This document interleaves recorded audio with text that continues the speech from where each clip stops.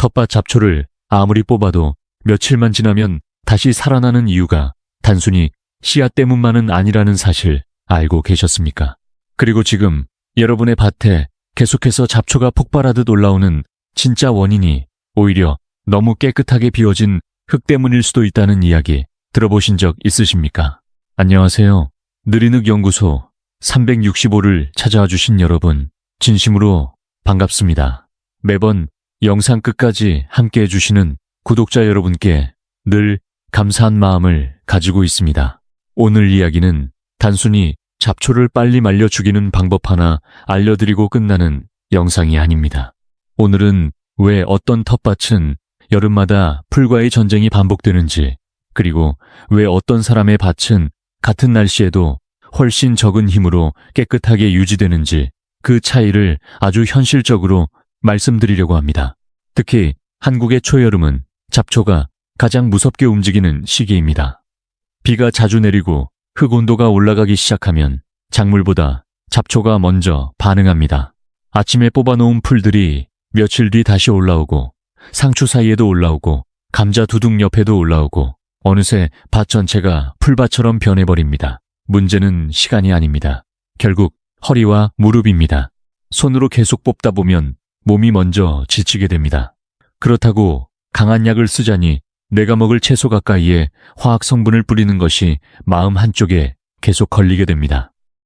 저 역시 예전에는 올라오는 잡초를 그때그때 없애는 데만 집중했습니다. 그런데 농사를 오래 하신 분들의 밭을 자세히 살펴보면 공통점이 하나 있습니다. 잡초를 많이 뽑는 것이 아니라 애초에 잡초가 편하게 살 수 없는 환경을 만들고 있다는 점입니다. 오늘은 부엌에서 흔히 사용하는 재료를 활용해 잡초를 빠르게 약하게 만드는 방법부터 왜 같은 식초를 사용해도 누구는 효과를 보고 누구는 실패하는지, 그리고 흙 속 미생물과 수분, 그리고 햇빛의 흐름이 어떻게 잡초와 연결되는지까지 하나씩 쉽게 설명드리겠습니다. 끝까지 들으시면 단순히 풀을 제거하는 수준이 아니라 시간이 갈수록 점점 관리가 편해지는 텃밭을 만드는 감각을 분명히 얻게 되실 겁니다. 오늘 영상이 도움이 되신다면 구독과 좋아요로 느리늑 연구소 365와 계속 함께 해주십시오. 그러면 이제 왜 한국의 여름 텃밭에서 잡초가 그렇게 빠르게 폭발하는지 그 진짜 이야기부터 시작해 보겠습니다. 많은 분들이 잡초는 그냥 지저분한 풀이라고만 생각하십니다. 그래서 눈에 보이면 뽑고 또 올라오면 다시 뽑는 일을 반복하게 됩니다. 그런데 농사를 오래 지어보신 분들은 어느 순간 아주 중요한 사실 하나를 깨닫게 됩니다. 잡초는 아무 이유 없이 올라오는 존재가 아니라는 점입니다. 특히 한국의 텃밭은 초여름이 시작되는 순간부터 잡초의 움직임이 완전히 달라집니다. 비가 자주 내리고 흙 속 온도가 올라가고 햇빛까지 강해지기 시작하면 땅속에 숨어있던 수많은 씨앗들이 한꺼번에 깨어나기 시작합니다. 이 시기에 가장 빠르게 올라오는 대표적인 잡초가 강아지 풀과 쇠비름, 그리고 발행이 같은 종류입니다. 이런 풀들은 채소보다 훨씬 빠르게 땅을 차지합니다. 이유는 아주 단순합니다. 잡초는 원래 비어있는 땅을 가장 먼저 점령하도록 만들어진 식물이기 때문입니다. 농사를 처음 시작하시는 분들은 보통 흙이 좋아지면 채소만 잘 자랄 거라고 생각하시는데 실제로는 그렇지 않습니다. 흙 상태가 좋아지고 수분이 충분하고 햇빛까지 강하게 들어오는데 땅 표면이 비어있으면 가장 먼저 반응하는 것은 채소가 아니라 잡초입니다. 그래서 저는 오래전부터 한 가지 이야기를 자주 드립니다. 흙을 비워두면 결국 잡초가 먼저 사용하게 된다는 것입니다. 특히 장마 전후에 한국 텃밭은 잡초 입장에서 보면 가장 살기 좋은 환경입니다. 낮에는 기온이 오르고 밤에는 습기가 남아있고 비까지 자주 내려주기 때문에 씨앗 입장에서는 지금이 올라갈 최고의 타이밍이라고 느끼게 됩니다. 그래서 같은 밭에서도 흙이 드러난 곳은 금방 초록색으로 덮이는데 반대로 짚이나 낙엽으로 덮인 곳은 훨씬 조용한 모습을 보이게 됩니다. 여기서 중요한 것은 단순히 잡초를 죽이는 기술이 아닙니다. 왜 어떤 곳에서 잡초가 더 빨리 폭발하는지 그 흐름을 이해하는 것입니다. 사실 잡초는 흙이 보내는 신호이기도 합니다. 흙이 뜨겁고 비어있고 햇빛에 그대로 노출되어 있을수록 잡초는 더 빠르게 움직입니다. 반대로 흙이 안정되어 있고 수분과 미생물이 균형을 이루고 있으면 생각보다 잡초는 훨씬 느리게 올라옵니다. 결국 텃밭 관리의 핵심은 올라온 풀만 바라보는 것이 아니라 흙 표면 전체의 환경을 함께 보는 데 있습니다. 그리고 바로 여기서부터 많은 분들이 궁금해하시는 식초 활용법이 진짜 힘을 발휘하기 시작합니다. 그런데 같은 식초를 사용해도 누구는 놀랄 만큼 효과를 보고 누구는 거의 변화를 느끼지 못합니다. 그 차이는 단순히 식초 때문이 아니라 잡초의 구조를 제대로 이해했는지에 달려 있습니다.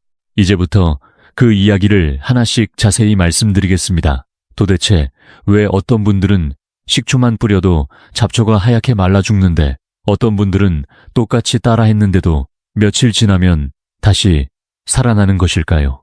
사실 여기에는 아주 중요한 차이가 숨어 있습니다. 먼저 제가 사용하는 것은 일반 식초가 아니라 산도가 높은 발효 양조 식초입니다. 마트나 인터넷에서 쉽게 구할 수 있는 세배 양조 식초인데 여기서 중요한 것은 반드시 발효 방식으로 만들어진 식초를 사용하는 것입니다. 많은 분들이 강한 효과만 생각하고 빙초산을 찾으시는데 그것은 흙과 작물 그리고 사람에게까지 부담을 줄 수 있기 때문에 텃밭에서는 가능한 피하시는 것이 좋습니다. 반대로 발효 양조 식초는 자연 발효 과정에서 만들어지기 때문에 훨씬 부담이 적고 텃밭 환경에도 비교적 부드럽게 작용합니다. 그러면 식초는 어떻게 잡초를 약하게 만드는 것일까요? 원리는 생각보다 단순합니다. 식초 속 초산 성분이 잡초잎 표면에 닿으면 세포막을 빠르게 무너뜨리기 시작합니다. 세포막이 깨지면 잎속 수분이 밖으로 빠져나오고 강한 햇빛까지 더해지면 잡초는 아주 빠른 속도로 말라가기 시작합니다. 그래서 맑은 날 한낮에 뿌린 잡초가 몇 시간 만에 축 처지며 색이 바뀌는 모습을 볼 수 있는 것입니다. 그런데 여기서 정말 중요한 사실이 하나 있습니다. 많은 분들이 식초를 뿌리고 잡초 잎이 마르는 모습을 보면 완전히 죽었다고 생각하십니다. 하지만 실제로는 그렇지 않은 경우가 많습니다. 왜냐하면 잡초는 우리가 눈으로 보는 잎과 줄기만으로 살아가는 식물이 아니기 때문입니다. 특히 민들레나 질경이 같은 여러 해살이 잡초는 땅 아래쪽에 영양분을 저장하는 강한 뿌리를 가지고 있습니다. 겉에 있는 잎이 말라도 뿌리 속 힘이 남아있으면 며칠 뒤 다시 새 잎을 밀어 올리게 됩니다. 그래서 저는 잡초를 단번에 없애겠다는 생각보다 잡초를 반복해서 약하게 만든다는 개념이 훨씬 중요하다고 말씀드립니다. 어린 잎이 다시 올라왔을 때 다시 처리하고 또 힘이 빠졌을 때 한 번 더 약하게 만들면 결국 뿌리 속 저장된 에너지가 점점 줄어들게 됩니다. 농사를 오래 하신 분들은 이것을 잡초를 지치게 만든다고 표현하기도 합니다. 실제로 텃밭을 자세히 보면 처음에는 무섭게 올라오던 풀들이 반복적으로 힘을 잃으면서 점점 작아지고 약해지는 모습을 볼 수 있습니다. 중요한 것은 한 번에 완벽하게 끝내려는 마음보다 잡초가 다시 힘을 얻지 못하게 흐름을 끊는 것입니다. 그런데 여기서 한 가지 더 중요한 요소가 있습니다. 아무리 좋은 식초를 사용해도 이 표면에 제대로 붙지 못하면 효과는 절반 이하로 떨어질 수 있다는 점입니다. 그래서 다음 이야기에서는 왜 농사를 오래 한 분들이 식초에 한 가지 재료를 꼭 함께 넣는지 그 이유를 자세히 말씀드리겠습니다. 사실 여기에는 많은 분들이 잘 모르고 지나가는 아주 중요한 비밀이 하나 숨어 있습니다. 바로 잡초 잎 표면에 있는 얇은 기름막입니다. 비가 와도 잎 위에서 물방울이 또르르 흘러내리는 모습 보신 적 있으실 겁니다. 잡초는 스스로를 보호하기 위해 잎 표면에 아주 얇은 막을 만들고 있는데 이 막이 식초까지 어느 정도 튕겨내게 됩니다. 그래서 아무리 좋은 식초를 사용해도 잎에 제대로 붙지 못하면 효과가 크게 떨어질 수밖에 없습니다. 바로 여기서 오래 농사 지으신 분들이 함께 사용하는 것이 발효 주정입니다. 어렵게 들릴 수 있지만 쉽게 말하면 곡물을 발효해서 만든 높은 농도의 알코올입니다. 이 주정이 이 표면의 기름막을 부드럽게 풀어주면서 식초가 훨씬 깊고 빠르게 스며들 수 있도록 도와주는 역할을 하게 됩니다. 실제로 같은 잡초에 식초만 뿌렸을 때보다 주정을 함께 사용했을 때 잎이 말라가는 속도가 훨씬 빠르게 나타나는 경우가 많습니다. 그래서 농사를 오래 하신 분들은 좋은 재료보다 더 중요한 것이 서로 어떻게 작용하는지 말씀하십니다. 여기서 또 한 가지 정말 중요한 부분이 있습니다. 많은 분들이 무엇을 섞느냐에만 집중하시는데 실제로 결과를 가장 크게 바꾸는 것은 시간입니다. 똑같은 식초라도 언제 뿌리느냐에 따라 효과 차이가 아주 크게 달라집니다. 제가 가장 추천드리는 시간은 햇빛이 가장 강한 오전, 늦은 시간부터 오후 초반 사이입니다. 특히 비가 내린 다음 날 햇빛이 강하게 올라오는 날에는 효과가 훨씬 좋아집니다. 왜냐하면 잡초가 비를 충분히 머금은 상태에서는 세포가 팽팽하게 부풀어 있기 때문에 초산 성분이 들어갔을 때 조직이 더 빠르게 무너지기 때문입니다. 반대로 해가 진 저녁이나 흐린 날에 뿌리면 잎속 수분이 천천히 빠져나가기 때문에 다시 회복하는 경우가 많습니다. 그래서 어떤 분들은 똑같이 따라했는데도 실패했다고 느끼게 되는 것입니다. 그리고 여기서 꼭 주의하셔야 할 부분도 있습니다. 식초와 주정은 잡초만 선택해서 죽이는 약이 아닙니다. 옆에 있는 작물잎에 묻게 되면 상추든 고추든 똑같이 약해질 수 있습니다. 그래서 바람이 강한 날에는 사용하지 않는 것이 좋고 가능하면 잡초 가까이에서 낮게 분사하는 방식이 훨씬 안전합니다. 또 주정은 불이 붙을 수 있기 때문에 화기 가까이에서는 절대 사용하시면 안 됩니다. 하지만 이런 원칙만 잘 지키면 화학약품에 의존하지 않으면서도 훨씬 편안하게 잡초 흐름을 끊어갈 수 있습니다. 그런데 여기서부터가 정말 중요한 이야기입니다. 사실 농사를 오래 지은 분들은 잡초가 올라온 다음에 대응하는 방식보다 애초에 잡초가 올라오기 어려운 환경을 먼저 만들기 시작합니다. 그리고 그 핵심에는 흙 속에 숨어있는 보이지 않는 씨앗들의 흐름이 숨어 있습니다. 겉으로 보기에는 그냥 평범한 밭처럼 보여도 흙 속에는 수천 개, 많게는 수만 개의 잡초, 씨앗이 잠들어 있습니다. 농사를 오래 하신 분들은 이것을 씨앗 저장층이라고 부르기도 합니다. 비가 오고 온도가 올라가고 햇빛이 흙 표면에 닿는 순간 이 씨앗들이 한꺼번에 깨어나기 시작합니다. 그래서 풀을 아무리 열심히 뽑아도 며칠 뒤 또 새로운 풀이 올라오는 것입니다. 결국 중요한 것은 이미 나온 잡초만 제거하는 것이 아니라 흙 속 씨앗들이 한꺼번에 움직이지 못하게 흐름을 조절하는 데 있습니다. 바로 여기서 올해 농사 지으신 분들이 사용하는 방법이 거짓 파종상 방식입니다. 이름은 조금 어렵게 들릴 수 있지만 원리는 아주 단순합니다. 작물을 심기 전에 먼저 잡초를 일부러 올라오게 만드는 것입니다. 예를 들어 감자나 상추를 심기 전 밭을 먼저 한번 가볍게 정리하고 물을 충분히 뿌려줍니다. 그러면 흙 속에 있던 잡초 씨앗들이 지금이 올라갈 시기라고 착각하면서 어린 싹을 밀어 올리기 시작합니다. 바로 그 시점에 식초를 사용하거나 얕게 긁어 제거해 버리는 것입니다.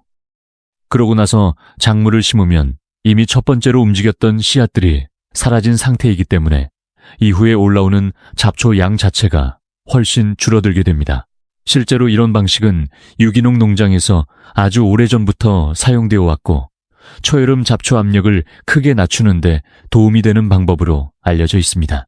여기서 중요한 것은 잡초를 힘으로 이기려고 하는 것이 아니라 잡초의 움직임을 먼저 읽고 타이밍을 조절하는 것입니다. 농사를 처음 시작하시는 분들은 보통 풀이 올라오면 그때부터 대응하려고 하십니다. 하지만 올해 농사 지으신 분들은 잡초가 언제 움직일지 먼저 예상하고 흐름을 앞에서 끊어버립니다. 저는 이 차이가 결국 텃밭 관리의 피로도를 완전히 바꾼다고 생각합니다. 특히 허리와 무릎이 예전 같지 않은 중년 이후의 텃밭 생활에서는 더 그렇습니다. 매번 풀과 싸우는 방식으로는 오래 즐겁게 농사짓기가 어렵습니다. 결국 중요한 것은 덜 힘들게 관리할 수 있는 구조를 만드는 것입니다. 그리고 그 구조를 만드는데 가장 강력한 방법 중 하나가 바로 흙을 덮는 것입니다.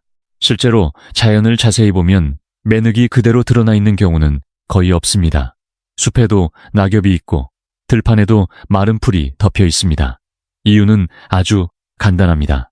흙이 그대로 드러나 있으면 가장 먼저 반응하는 존재가 바로 잡초이기 때문입니다. 이제부터 왜 올해 농사 지으신 분들이 흙을 반드시 덮으려고 하는지 그 이유를 자세히 말씀드리겠습니다.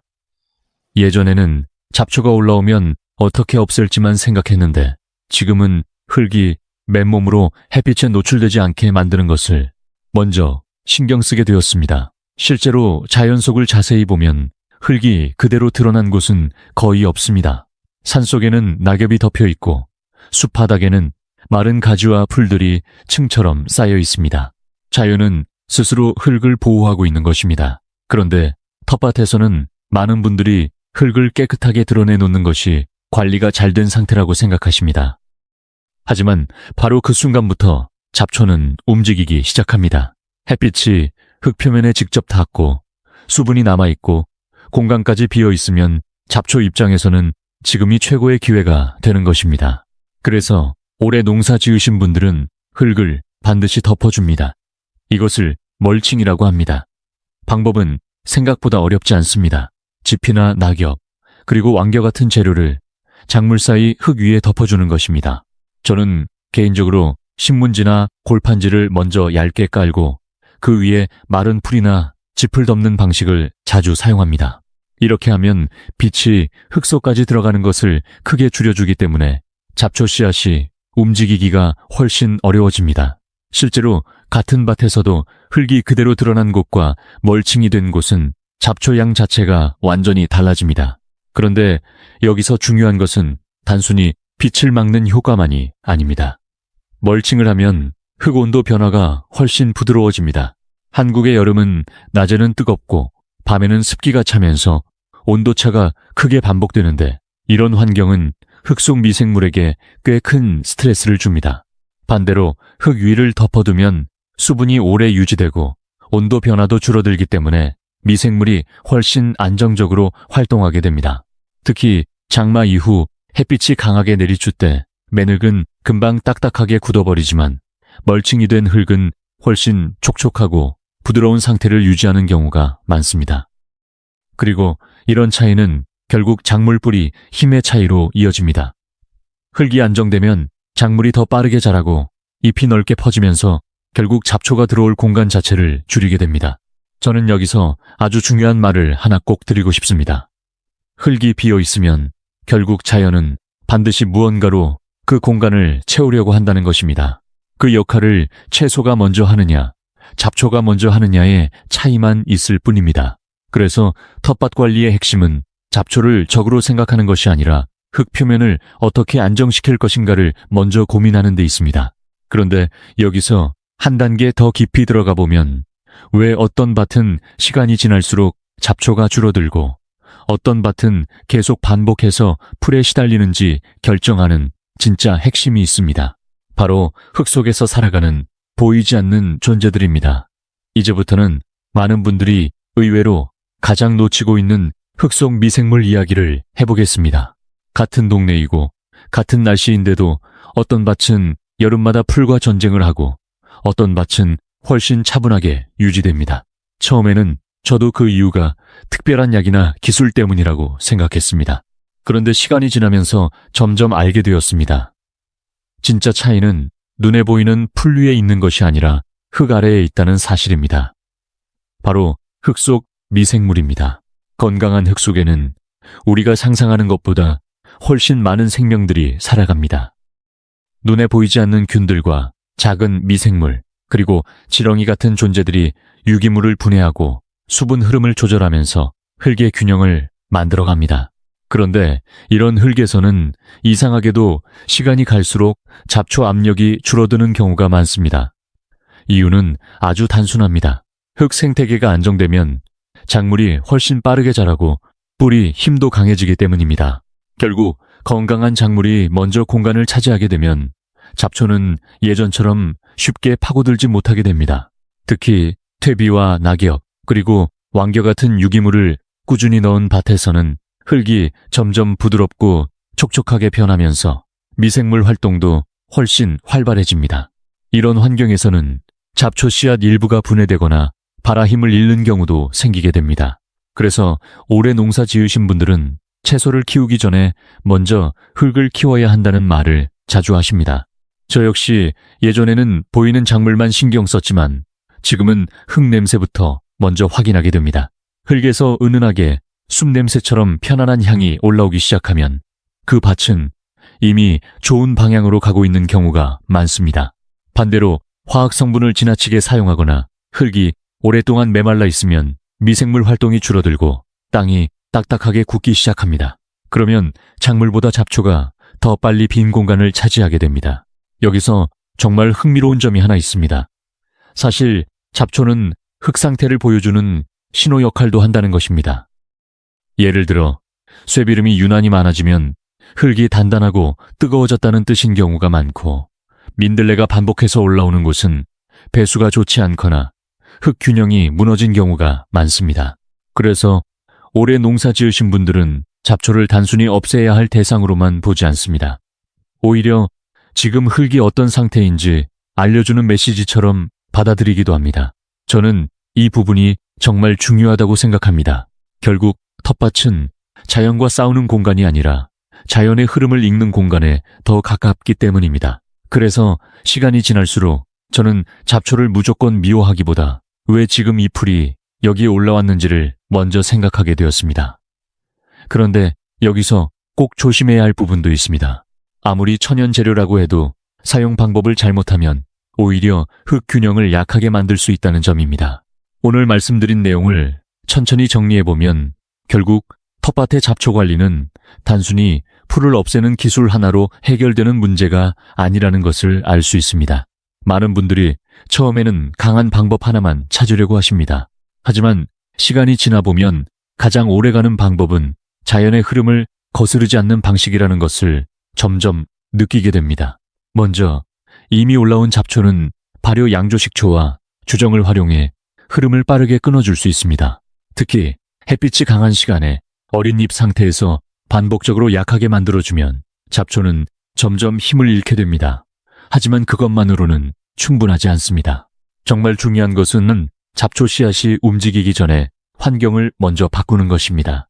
흙을 비워두지 않고 짚과 낙엽 그리고 왕겨로 덮어주고 작물을 심기 전에 먼저 씨앗 흐름을 한번 정리해주면 시간이 지날수록 잡초 압력 자체가 훨씬 줄어들게 됩니다. 그리고 가장 중요한 마지막 단계는 결국 흙을 건강하게 만드는 것입니다. 퇴비와 유기물을 꾸준히 넣고 흙 속 미생물이 살아 움직일 수 있는 환경을 유지하면 작물은 점점 더 강해지고 잡초는 예전처럼 쉽게 자리를 차지하지 못하게 됩니다. 다만 여기서 꼭 기억하셔야 할 부분도 있습니다. 식초가 천연 재료라고 해서 무조건 많이 사용하는 것이 좋은 것은 아닙니다.